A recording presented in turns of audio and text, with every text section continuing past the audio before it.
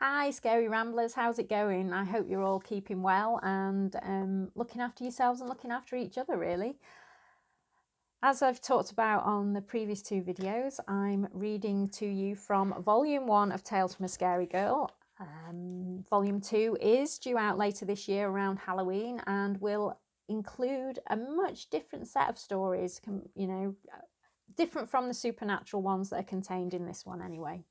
So today I wanted to read you the third story in the book, and this is called Roadkill. So sit back and enjoy. Shit! Ava rolled over and looked at the clock. She'd done it this time. He'd be livid. She slipped her feet into her slippers and hurried out of the bedroom, stopping at the top of the stairs. She heard the gravel crunch as his 4x4 pulled onto the drive. Sweat broke out across her forehead and she absently rubbed her newly mended wrist. It hadn't always been like this. When they'd met back in high school, Mike had been different. He'd showered her with presents and compliments, but that had changed when he went to college. He'd changed. The presents had stopped and the compliments had turned into abuse and finally into beatings. Ava's mother Ruth had begged her to leave him, and she had, once. He'd hunted her down like an animal and had beaten her to within an inch of her life. He told her that if she ever pulled a stunt like that again, he'd kill her. Ava had believed him. She still did. She shuddered as she remembered and caressed her swollen belly, a pang of guilt clutching at her chest. "You saved me from this last one, didn't you?" she said. Ava jumped as Mike opened the front door and stomped into the hall. "Hi, sweetheart. Good day," Ava said, her hands clasped firmly in front of her to stop them shaking. "What's for tea?" Mike growled at her. "It'll be dark soon. I've got to go out." Without even looking at his wife, he marched into the kitchen. Ava followed, her heart hammering in her chest as she racked her brain for what to say, knowing full well that it didn't really matter anyway.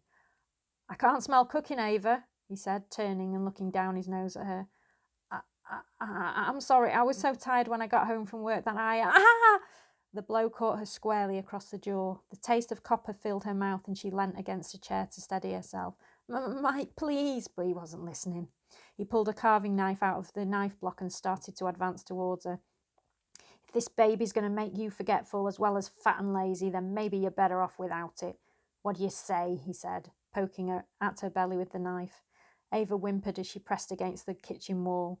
He jabbed the knife through her clothes into her stomach, and she felt the warmth as blood fanned across her pinafore. "Well, what's it to be, bitch?" he snarled. Tears ran down her cheeks as she groped around for something to stop him. Mike brought the knife up to Ava's throat. She sucked in her breath. The blade cut into her neck, drawing more blood. Ava reached as far as she could and clasped hold of the solid silver paperweight. She closed her eyes, thoughts of her baby filling her mind. Clenching her teeth, she smashed it on Mike's head. He slumped to the floor without a sound, the knife clattering down beside him, blood already beginning to pool around his head. Ava yanked open the kitchen drawer, looking for her car keys. Come on, she urged her sluggish brain. "I came in from work and I went straight upstairs," she finished and stumbled upstairs into her bedroom. As she grabbed her bag off the end of the bed, she heard the front door slam and an engine roar to life. Shit, he'd woken up. Her mind reeled as she ran to the landing window, just in time to see Mike's car careering down the road. She didn't have time to mess about now. This wasn't just about her anymore. She had the baby to think of. She left the house and clambered into her car. Worried that he might come back, Ava put her foot down. She headed for Margot's, her best friend. Margot lived on the other side of town, but Mike didn't know where. She belted along the wet roads, replaying the scene in her mind. She was soon sobbing as the shock of what he had tried to do overwhelmed her. The rain hammered down and she threw the car around the tight bends that wound up through the woods to Margot's house. "For God's sake," she muttered and snapped her rearview mirror onto night vision to stop the idiot behind her from blinding her with his main beam. Some people had no consideration, she thought, as she slowed down to let the other car pass. It didn't pass. It just speeded up and headed straight for her. Ava stared in horror in her mirror as the car gained on her. She put her foot down hard on the accelerator, but she was no match for this idiot on these wet roads. She panicked. No one knew where she was. Why hadn't she phoned Margot before she'd left? Why? "Ah!" she screamed as the car rammed her. She jolted forward, banging her head on the steering wheel. Again and again the car rammed her. Ava sped up, but she was struggling to keep the car on the twisty roads as it was. Then it rammed her again and she lost control. Her car spun, hit a low embankment and rolled over, slamming into a tree. Ava was knocked unconscious. When she came to, her head was pounding and she could feel blood running down her cheek. She froze as she heard a blood-curdling howl close by. She looked up through the cracked window and found herself staring straight into the angry red eyes of a huge wolf. Panicking, she released her seatbelt and screamed as pain shot through her leg as it caught on the steering column as she fell. She heard snarling behind her and looked around to see the wolf forcing its way through the collapsed back window. Ava yanked her leg as hard as she could and felt the flesh tear as she pulled it free. Tears pricked her eyes, but she blinked them away. "Shit," she muttered, her hands shaking as she rummaged around for her pepper spray. Suddenly, the glass splintered and the wolf thrust its head through the gap, but Ava was ready. She sprayed the pepper in its eyes and slammed the steering lock over its head. Not stopping to see the damage, she put her foot through the side window, wriggled through and ran as fast as she could into the cover of the trees. The pain in her head and leg overwhelmed her, and she collapsed as the first waves of nausea hit her. Ava dragged herself behind a tree and pressed her forehead against the cool bark to try and stay conscious. The silence of the woods surrounded her, and she relaxed slightly. Had she killed it? She needed to get back to the road, to a phone box.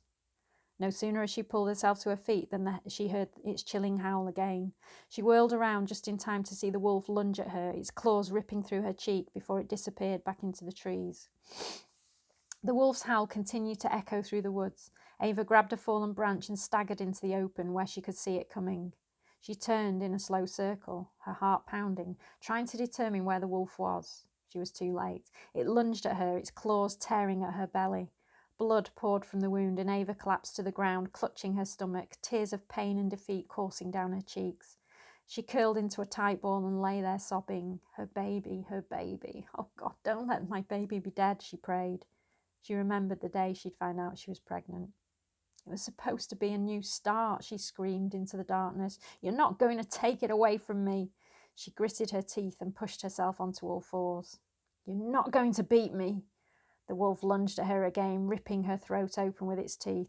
An animal growl erupted from within her and she thrust the branch backwards into its chest. She heard the crack of ribs and it howled in pain and released her.